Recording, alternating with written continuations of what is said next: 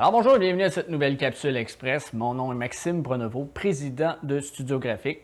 Aujourd'hui, le sujet du jour, 5 questions difficiles à se poser pour favoriser le développement de votre entreprise.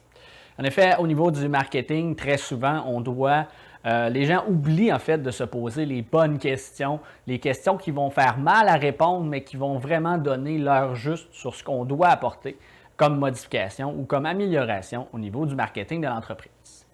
Donc, voici 5 questions. On va commencer par la première. Quels sont les avantages au niveau du marketing numérique? En fait, ce qu'on veut savoir, c'est quels sont les avantages de l'entreprise, de notre entreprise au niveau du marketing numérique. Il faut être capable de voir, en fait, où est-ce qu'on se situe face à notre compétition au niveau de toutes les stratégies qui sont regroupées sur le web. Donc, on parle de est-ce qu'on a un avantage concurrentiel au niveau de notre site web, au niveau des réseaux sociaux. On peut penser à tout ce qui est au niveau technique par rapport à la publicité Google AdWords, la publicité sur les moteurs de recherche, la publicité sur les médias sociaux. Donc, de déterminer vraiment ces aspects-là, à savoir quels sont nos avantages. Est-ce qu'on est plus présent que notre compétition? Est-ce qu'on l'est moins?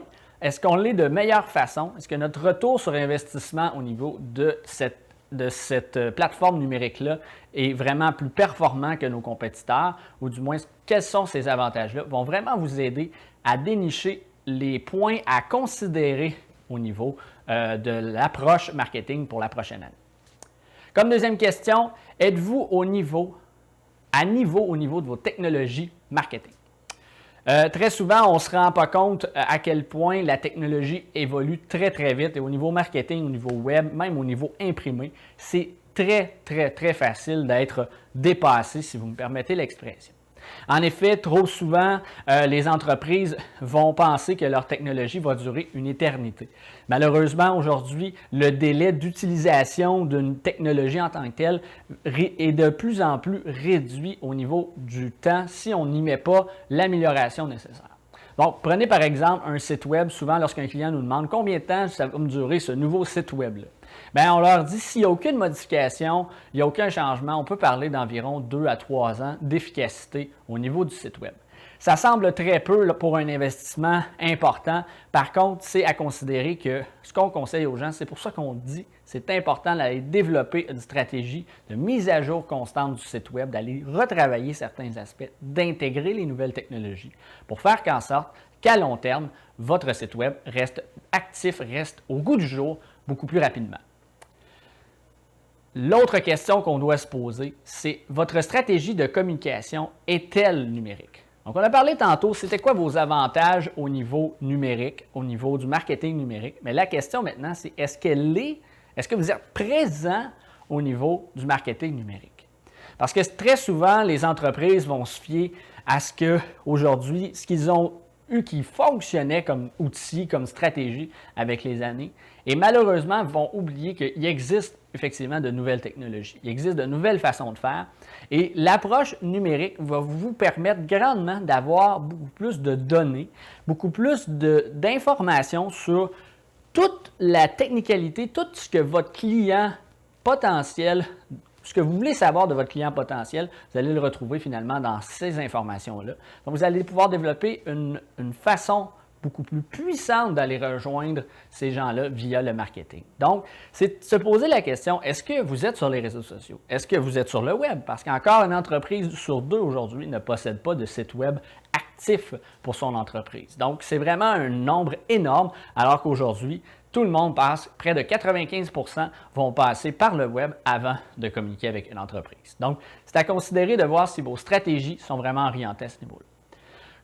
Comme autre question, est-ce que vous pensez petit ou vous pensez grand?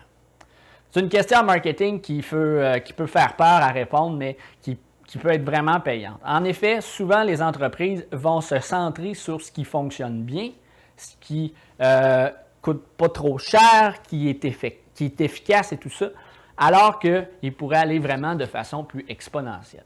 Je vous donne un exemple. Si vous avez une campagne publicitaire qui a bien fonctionné dans un endroit, dans un secteur, au niveau local, est-ce que vous avez pensé à l'exporter à d'autres marchés que vous désirez développer?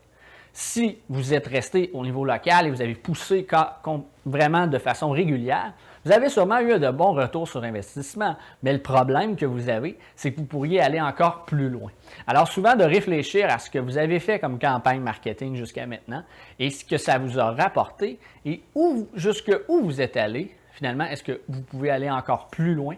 Va vraiment vous apporter à définir l'information, je vous dirais, à définir où est-ce que vous devez vous concentrer dans la prochaine année.